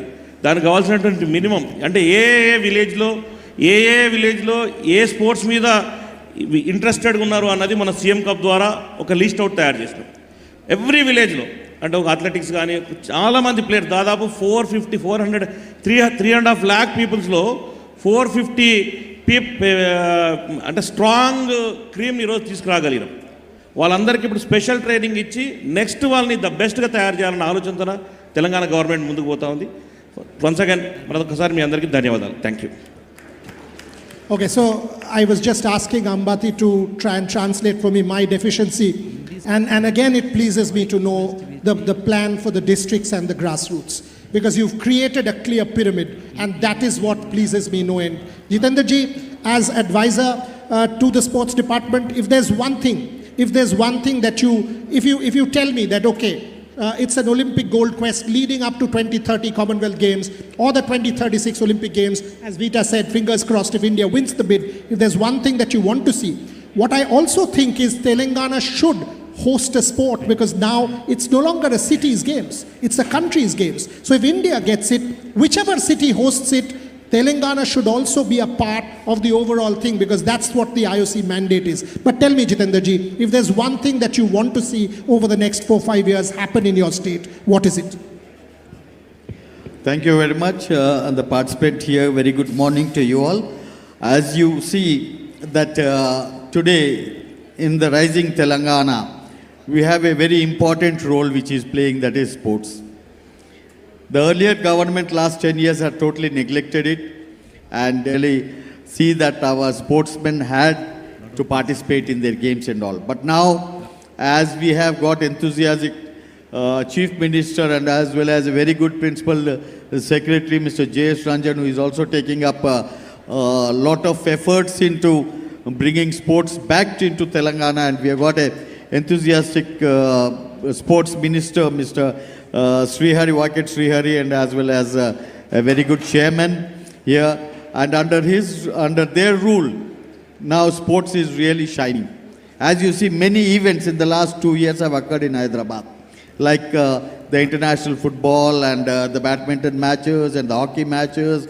And yesterday we had a supercross motorcycle competitions, and now on the 13th, we are getting Messi also into Hyderabad. There is a lot of praise now because of the efforts from the government and as well as our Chief Minister. And with the efforts of our Principal Secretary, Mr. Jayesh Ranjan, we had released our sports policy, where sports policy has been released, and now he also has crafted a university for already our, I can see our Vice Chancellor sitting in front of us, who has, I think, resumed his duty just 2 days back. And we have got a lot of hope that as myself, Mr. Jayesh Ranjan, Mr. Shiv Sena, we all had visited Brisbane, Australia, the universities and all, and have seen the sports universities. Definitely, we hope that this Telangana University will be one of the best universities for the sportsmen here. And not only that, we have a FIFA Academy which have been given for the first time for the girls also here, which is the first time in India, which has been here. Not only India, I think it's the second in the world also. And now, coming to, as you have said, that the events which have to be happen. As a sports advisor, and I am also the Olympic Association State President here. With this, we are meeting a lot of people in the central. We have met Mansukh Mandiaji, who is the sports minister in Delhi, and have requested him for Khelo India. As you have seen that we already have a good infrastructure in Hyderabad. Like we have already done the nationals here in 2022, and we have done the military games. The World Military Games were conducted in Hyderabad. So with a lovely infrastructure which we have here, we have asked them for Khelo India, and I'm sure that very shortly it will be announced for us. And also, we have met recently PT Ushaji, and have asked for the national games also to be allotted to us. So these type of events in which we are going ahead and we are progressing on to that, and events after events we are trying to make in Telangana, so that the past glory which we had in Telangana as for the sports will come up, and definitely in the Commonwealth Games, lot of our participants will participate. I think our great Azharuddin, who is a cricket player and a well-known stalwart in Hyderabad, has now again come back into the field. Sindhu is here, Jwala is here, Gopichand is here. With all their experiences and all, we think that Telangana will again rise, and it's already rising, and it will definitely reach the sun. That is what I think. Thank you very much. Nice. One could have continued, this is a panel with which you can continue for hours. But obviously there's another panel to follow, and you've got a whole day packed events. The one point that I'll take from Jitendra ji is the link between sport and education. Having taught in universities across the world, whether it's Loughborough, whether it's Toronto, whether it's Chicago, I will tell you that the sports facilities, the integration between academia and sport is something that is lacking in India. So I'm absolutely delighted in seeing this initiative to do a sports university. One story from me, and then I'll close with Jayesh Ranjan ji and our Honorable Minister. For me, what is sport? What does sport teach all of us? Sport teaches all of us to lose. Because every loss is a stepping stone to success. This day, for example, ladies and gentlemen, is not a perfect day. Nothing is perfect. But the quest for all of us is to be perfect in an imperfect day. And that's what sport teaches us. Take the example of Nikhat Zareen. Good to give you, because a localite, and she's not here. So I'll tell you a 30-second Nikhat story and close with Jayesh ji and our minister. So when Nikhat started boxing, there was no facility here in Hyderabad. So she goes there and comes home with a black eye. So her mother says, "Shadi nahi hoga. Iske baad to family mein problem ho jayega." So somehow she continues to, "Dulho ka line lag jayega, aap dekh lena." So she goes on, wins the world championship in the US, and the previous night she once again had a black eye in training. Now she gets on a call with her mother, and the mother sees the black eye and said, "What happened?" And she said, "Oh, training mein ho gaya." She said, "Koi farak nahi padta, aisa hota rehta hai, kal theek ho jayega." That's the change.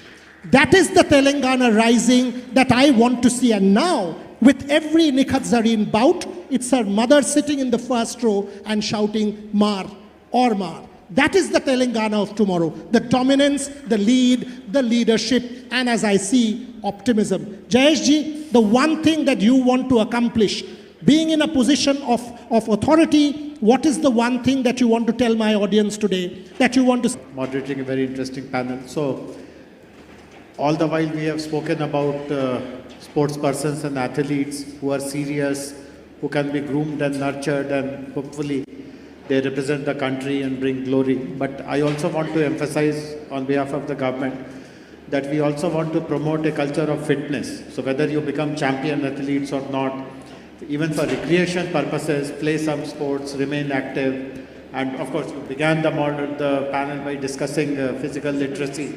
So this again is an important thing. And schools are going to be the focal points. When you are a young student, this ambition, this hope that's becoming active and trying to do well in some sport is as important as doing good in studies. So that is again an important priority for us. Brilliant. Minister Sahab, you started the show, so why don't you tell me, because ultimately this is a world where we see wars, we see negativity, we see toxicity, but when it's sport, it unites us all. Do we know what religion? We don't care. Do we know what caste? We don't care. Gender? We don't care. Sport ultimately is real. It brings all of us together. Your final words.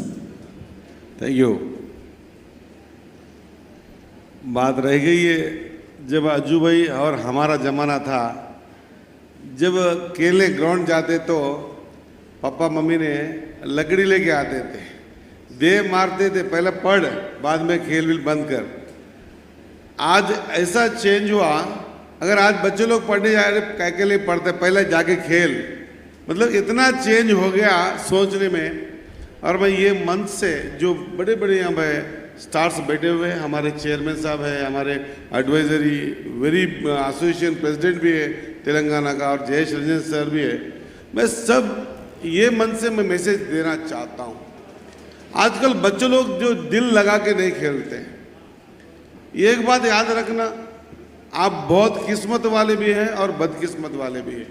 किस्मत इसलिए कि आपके parents आपको encourage कर रहे हैं खेलने के लिए, बदकिस्मती इसके लिए वो जो जुनून होना है प्लेयर को, जो इन्वॉल्वमेंट होना है प्लेयर को, जो जिंदगी अगर गेम बन के अगर नहीं जी पाया, नहीं खेल पाया, आजकल शौक ज़्यादा हो गया, वो अच्छा ड्रेस पहनता है तो कोई देखता रहता है, दोस्त फोटो खींचता नहीं खींचता करके, और खेलते समय उसके दिमाग में क्या रहता है, मेरे गेम कोई देख रहा नहीं देख रहा करके। अरे सब मेरे बारे में कुछ बात कर रहे नहीं कर रहे, उसका सोच रह जाता है। तो मैं वो प्लेयर्स के लिए मैं बताता हूँ, टाइम वेस्ट मत करना।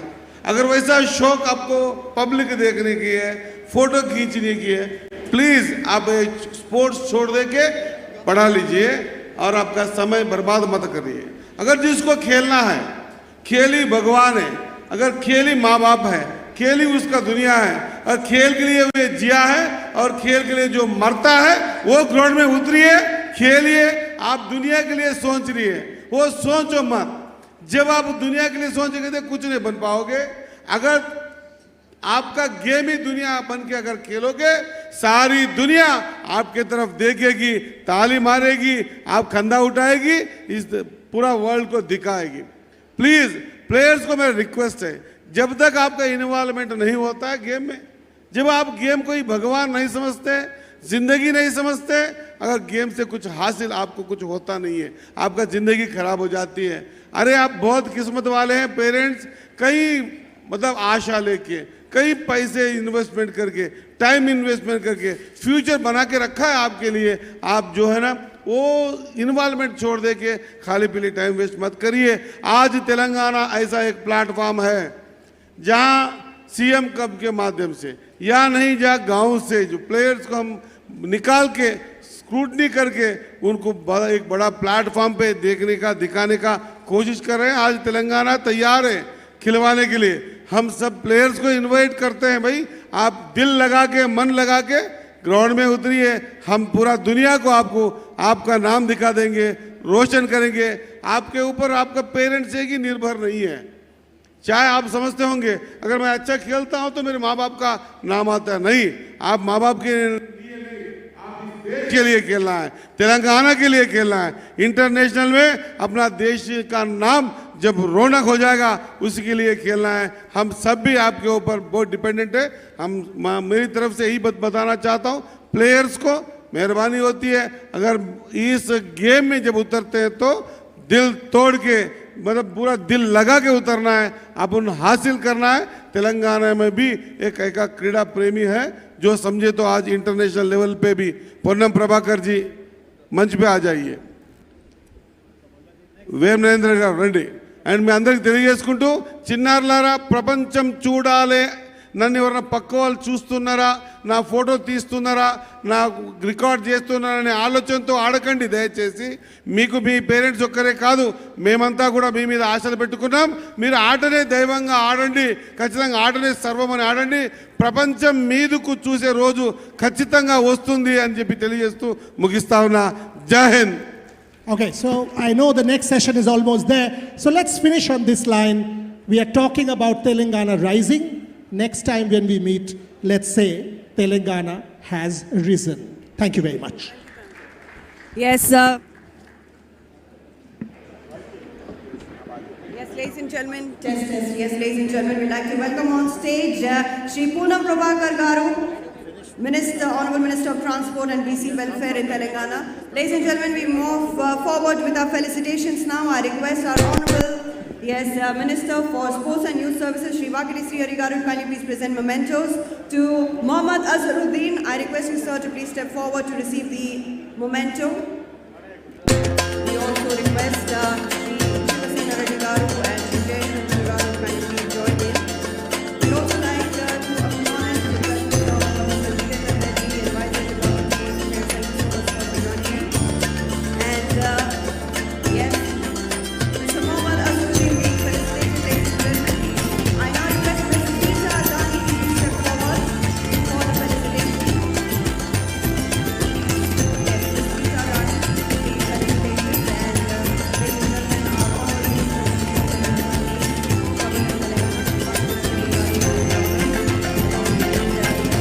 our Chairman Sports Authority of Telangana, Shri Shivasena Reddy Garu. I now request Mr. Pullela Gopichan to kindly please step forward to receive the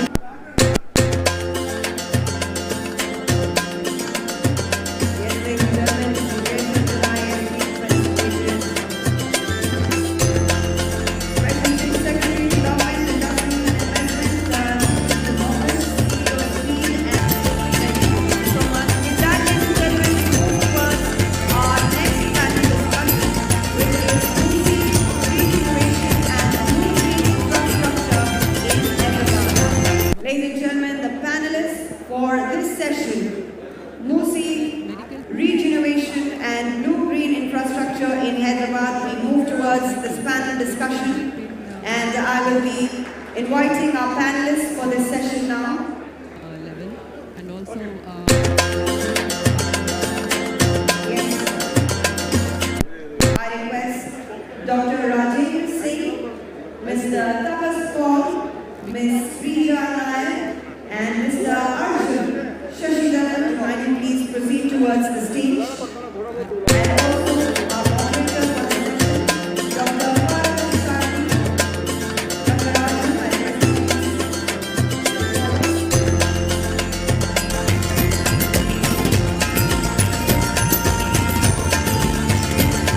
Yes, ladies and gentlemen, Telangana Rising Global Summit 2025. We witnessed the first session of day 2.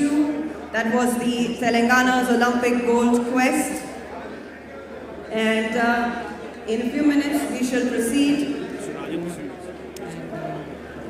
Yes. Dr. Rajendra Singh. Yes, we welcome Dr. Rajendra Singh on the stage for our second panel discussion, Musi regeneration, and me for this.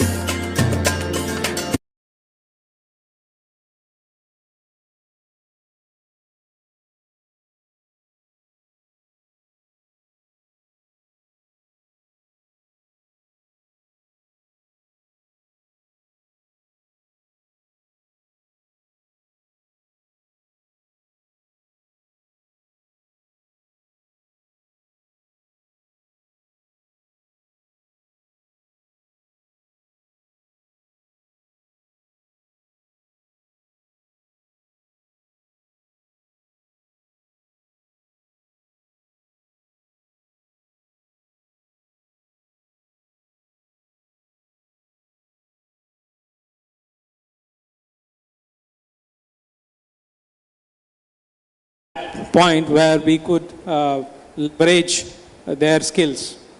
Okay, and the other challenge, because the gestation period is very high. Yeah. Okay. Thanks. So yeah, I think we are running out of time probably. So I'll ask Prasanna just to elaborate on what Krishna Bhaskar was saying about we have some excellent models of financing innovation through state support. Then we'll wrap up. Yeah, I'll be quick on this. Just one line on what Honorable Deputy CM asked, like on these non-tradables, how do you create these jobs? Sir, the answer is education. Our education, what's happening is a lot of people are entering into degrees without thinking whether they are useful or not. Our education system, and as you know, we have proposed, has to think about culture, tourism. These are very valuable jobs, local jobs. People have to be trained on. Not everybody needs to be a postgraduate. Not everybody needs to have a PhD. Or we have to think about hands and getting hands dirty kind of jobs, and then you can graduate. Of course, there should be a way to graduate after that of a government also. And this is why I said you should take notes when he speaks.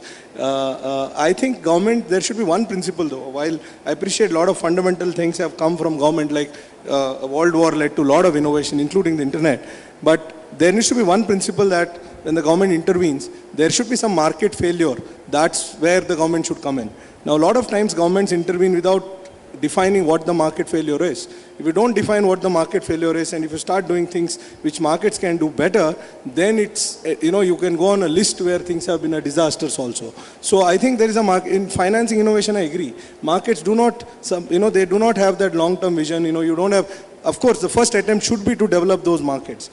Because government capacity is also limited. One thing with due respect, governments don't earn anything. It's the people who earn. So it's that people, we have to have that sense also. So I don't want to be an advocate of an unlimited government. That is not, at least I don't stand for. Of course, markets fail.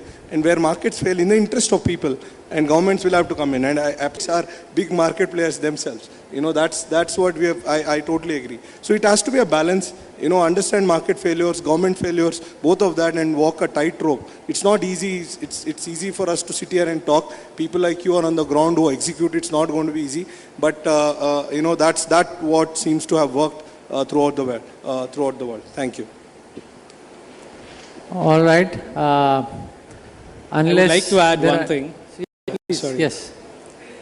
So as KB said, incentivizing the startups or telling them that we will take care of you. If a policy can be placed around that, as well as nurturing the young engineers in the universities itself, create a huge thing called brain drain, right? A lot of our potential guys were going out of the country and working elsewhere. And with this kind of confidence or the policies, definitely I could see that there will be a huge brain gain happening. And that would be great.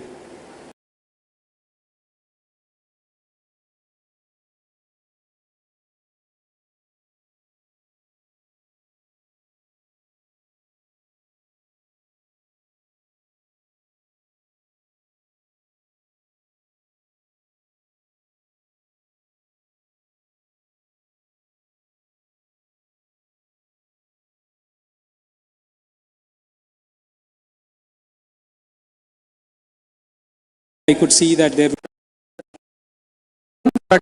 and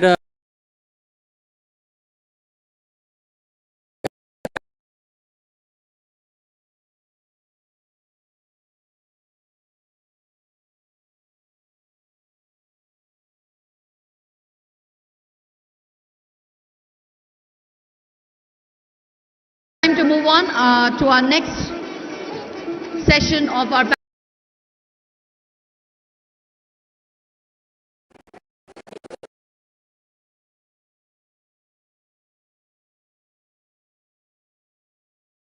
for the day.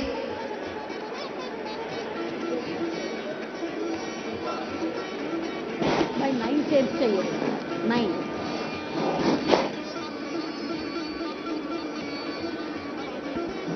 I request, I can see many of you all standing back there. So I request all of you to please take your seats. Moving on to the next panel discussion, which carries the theme Investing in Inclusion Prospects in Affordable Housing. Our next session explores an issue at the heart of equitable development, affordable housing. As Telangana grows, the question becomes, how do we build spaces that are not only acting in their deep experience across sustainability, environmental planning and social infrastructure.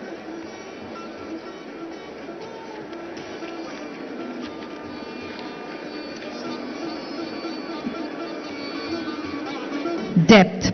So may I request Ms. Kranti to present the mementos. These are also please put your hands together for all the speakers for giving us the insight on the heritage, creativity and the sustainable planning coming together to shape the vibrant destinations. Thank you so much to Jupalli Krishnarao Garu and also Srimati Surekha Garu. Thank you so much, ma'am.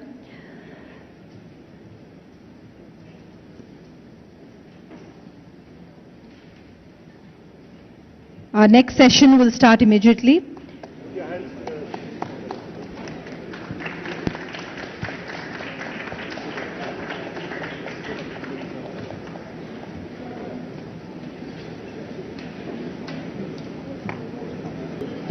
The shawls are having the geographical indicators with them that shows that they've been directly from.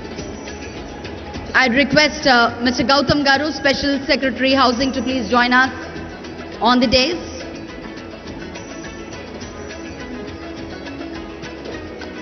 And now let me welcome our distinguished panelists who are here to join us in the summit in the panel discussion this morning. We'll start with Mr. Vasudevan Suresh Garu, former CMD, HUDCO. Mr. Vasudevan has served in HUDCO in various capacities for 23 plus years and has become the CMD of the HUDCO, during which HUDCO registered all-round growth in housing, infrastructure development and finances with techno-financial assistance and many others, retail finances as well. Let's welcome Mr. Vasudevan Suresh Garu on stage.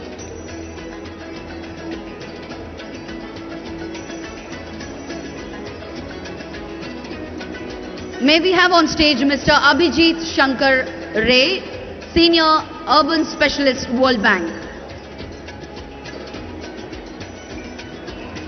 Mr. Abhijit Shankar Ray is working in the urban sector in and Southeast Asia. Very warm welcome to you, sir.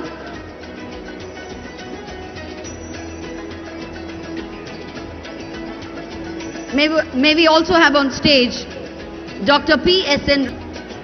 Professor Dr. P.S.N. Rao is a very well-known urban planning, housing and real estate expert of India with 38 years of experience. Welcome, sir.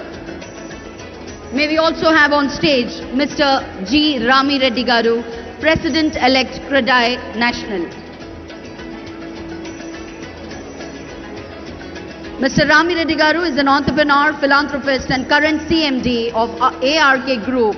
As a leader in his organization, the industry and community, he stands tall with an illustrious career of 34 plus years. A very warm welcome to you, sir. May I now invite Mr. Nanda Kishore Garu, MD, Ramke Estates and Farms Limited.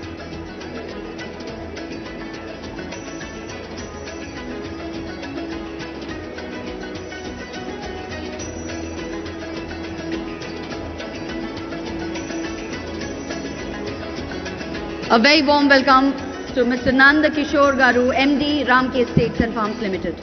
May we also invite Mr. Ajitesh Garu, founder of ASBL. Mr. Ajitesh Korupolu, founder of ASBL.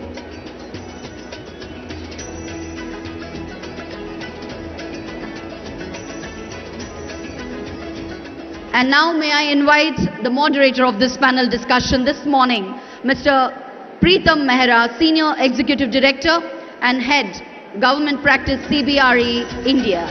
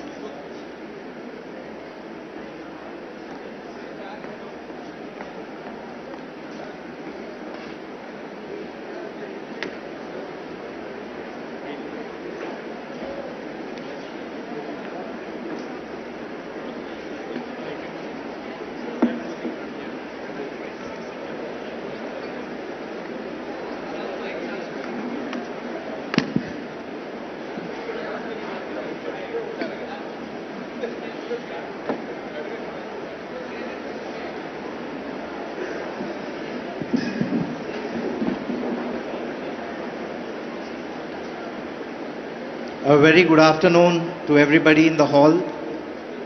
It is my pleasure and privilege to have such a distinguished panel along with the Honorable Minister. It's also a pleasure to have Mr. Gautam, Special Secretary Housing, Government of Telangana on the dais with us. And of course, you already heard the profile of the panel speakers on stage. It has been a pleasure for us to have all of them here. A lot of them have flown down to Hyderabad to attend this specific event and to be part of this distinguished panel. Before we start the panel discussion, it is my pleasure to invite the Honorable Minister to share a few words and his vision for the Housing Department for the state of Telangana. Good afternoon to all. It is a great privilege to address this important session on affordable housing policy for urban future, Telangana Model 2047. As part of the Telangana race, as prosperous, inclusive and human society where every family, regardless of income or background, has a safe, secure and dignified home. Historically, Telangana has always contributed for provision of housing towards all sections in the state, with our government constructing over 42 lakhs houses under old Indiramma scheme and now another 3.5 lakhs houses in progress under new Indiramma Illu scheme.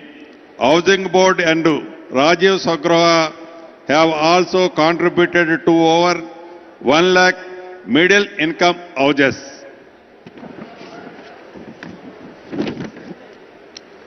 However, there is a huge gap between demand and supply.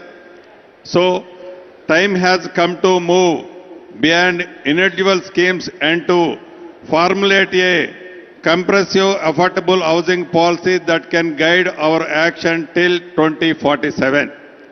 We are therefore working towards a Telangana Model 2047, where we aim to have a affordable housing policy with a specific focus on needs in socially inclusive, environmental responsible, technology driven, etc. The Telangana Affordable Housing Policy will be in line with the Telangana Raising 2047 vision with focuses on three major areas. Telangana core urban region focusing on some slums redevelopment, brownfield redevelopment, mixed housing, rental housing. In the peri-urban region, focusing on satellite, greenfield townships, integrated housing colonies with walk-to-work housing, with strong development of small and medium townships, rental and worker housing, integrated with the industrial parks, logistic hubs and emerging economic corridors. Our esteemed panel will not do differently. What can financial institutions to do? Increase affordable housing finances. What commitment can private sector make to for promoting affordable housing? Of the discussions behind this room into policy notifications, operational guidelines, model projects and budgetary decisions. Telangana has the vision, the institutional base and the economic strength to become a national and global example of inclusive urbanization. With your ideas and partnership, I am confident that the Telangana model of affordable housing 2047 will not only serve our state, but also offer learning and inspiration for affordable housing development. On that note, I once again welcome all of you to this session. Jai Telangana. Pleasant. Honorable Minister, sir, thank you so very much for your kind and encouraging words. We are very confident that Telangana will reach newer heights, particularly in the affordable housing segment. Thank you so much once again, sir. With this, we'll start the panel discussion. And as you're already aware, the panel consists of members from various facets of architecture, Delhi, which is the premier most institute in India for housing and development. Dr. Rao, if I could direct the first question to you, sir. What are the opportunities and market gaps with regard to housing for all? This has been a topic which has been going on for many, many years. What do you think are the market opportunities and gaps and at an India level and more specifically at the Telangana level, sir? Certainly. I think this is a very topical... Sir, the mic can be a little closer to you. Yeah. Okay. Thank you. Honorable Minister, with your kind permission. I think this is a very, very important and topical subject that has been chosen for discussion today. Housing, as we all know, has a lot of forward and backward linkages. So any investments that are made in the housing sector actually lead to greater economic opportunities in as many as about 230 or 240 odd industries, both forward linkages and backward linkages. So investments in housing would mean investments in a wide variety of other areas where there's a lot of employment opportunities that are going to be given to our people. Because without employment, there's no money, and without money, you are a very rich person or not so very rich person. Some amount of money is always required, and if you don't have that, of course, there are financial institutions and there are others who can always chip in and give you some loans and so on and so forth. The opportunity for the market, for the industry, I presume is what you are asking. Yes, there is a huge housing shortage in this country. We are only about 40% urban. The last time we had a census was quite some time ago.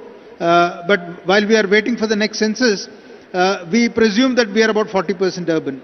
So we still have a large number of people living in the rural areas, and we still have a lot of people who want to migrate into the urban areas because of the employment opportunities, which means that whatever is the urban housing shortage, which is in several millions, is only going to increase in the times to come, which means that the opportunity is humongous.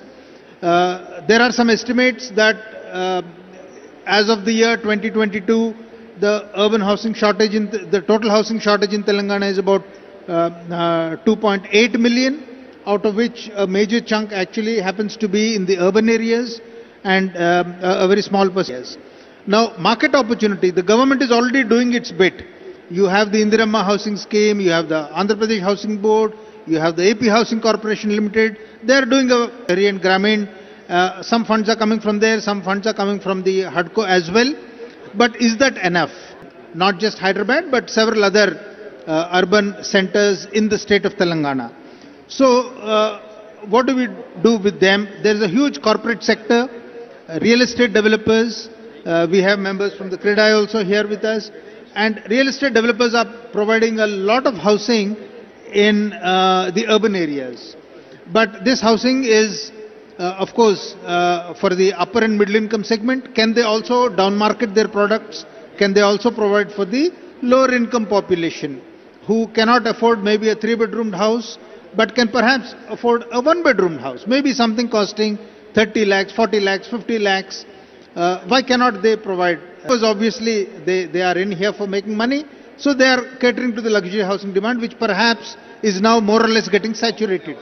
If you look at the inventory overhang, if you look at the vacant housing, there are figures where luxury housing is more or less now saturated.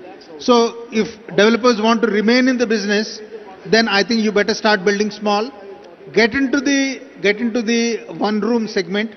I'll not use the word affordable, I'll not use the word low income, because we don't want to go the nano way. So I need only a one-room house. I could be a rich man, I could be a poor man, whatever. So you have products which are of a wide variety, wide range, wide ticket size, costing from 20 lakh, 30 lakh, 40 lakh, going up to 2 crore and 3 crore. And whoever wants to buy whatever, they can come and buy. So there is a huge unmet demand, and there is a market opportunity here. And real estate developers, many of them are coming and buying. There are, of course, you all know as developers, there are incentives that are being provided both by the central government and the state government. Income tax concessions are there, stamp duty concessions are there. Almost all state governments now have affordable housing policies. I think Telangana one is on the anvil. I think we can actually learn from the other states' examples, and we can maybe make out a better one. So I think there's a great opportunity, and the opportunity is actually in the numbers. So build more, and probably the very big developers may not want to come in, but there will certainly be a segment of developers who would want to build the one-room units, sure, and provide them at a much reasonable price. So I am quite upbeat on this particular segment of the market. Thank you, Dr. Rao. Thank you so much. Before we move on to the next question, Mr. Gautam. So, thank you, Professor Rao, for your comments. So, we have amidst us a very august audience, including our Honorable Chairman of the Legislative Council, Shri Gutta Sukendra Reddy Garu, and Honorable Advisor to Government, Shri Sudarshan Reddy Garu. Thank you for joining us in this discussion, sir. We are proud to have you amidst here. Taking forward from what Professor Rao said, about the actual demand, I'd like to just pitch a couple of data points on that, because our state has taken a pretty comprehensive house-to-house survey of the housing demand, and with a good app called Indirama app, where we have gone housing structure they are in, and also capturing their socio-economic factors. So we still have an unmet demand in urban areas, an unmet demand of 20.33 lakh in the LIG. Yes, total of 28 lakhs, 8 lakhs in MIG and 20 lakhs in LIG EWS. And in fact, these are not people who are completely dependent on government subsidy. Of course, EWS government will be, catering to, and this government is very, very committed as part of the Indirama ILD scheme. But, there is a lot of purchasing power, but the bracket of, the supply in that bracket. Sure, Mr. Gautam. Thank you so much for highlighting those statistics. So I'll quickly move on to the President-elect for CREDAI National, Mr. Ram Reddy. Sir, from the industry standpoint, you just heard the statistics shared by Mr. Gautam. He said there's a latent demand for about 28 lakh houses. So 8 lakh houses in the MIG segment and about 20 odd lakh houses in the LIG segment. How is the industry viewing this? How are you looking at this? Motivate the private sector to participate in this opportunity, sir?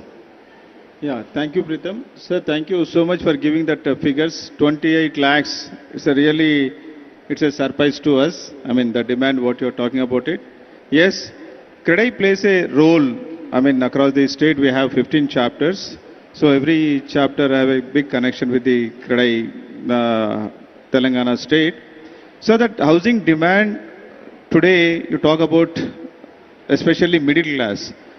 So affordable housing, there is a definition of 45 lakh rupees is the cap, and 60 square meter in metros, and non-metro is 90 square meters. This 45 lakhs cap was decided 8 years ago. So today in 45 lakhs you are not getting those affordable houses. The definition of affordable housing has to be redefined. So this we have been giving the representation from CREDAI National multiple times. Hopefully, I mean this time also we met the Honorable Finance Minister, then Housing Minister.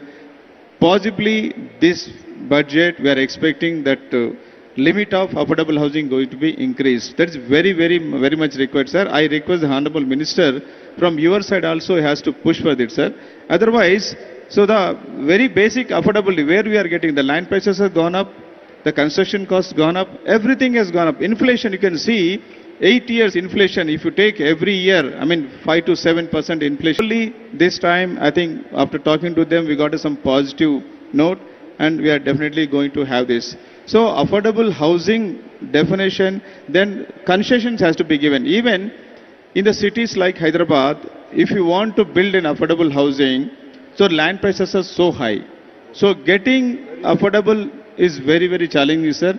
So I request the government has to so many affordable houses, then they will be having their own business models. So this will definitely will encourage the developers and it will become easy for you to also cater to so many ways. So thank you so much. Thank you so much. Yesterday, Preetham was mentioning about the old, what do you call, all housing board houses were there. So, example, Kukatpalli. Kukatpalli housing, there's a prime area today. Ground plus 3 present. Yes, yeah, if you make it a PPP model, definitely it's going to give a big boost to the, this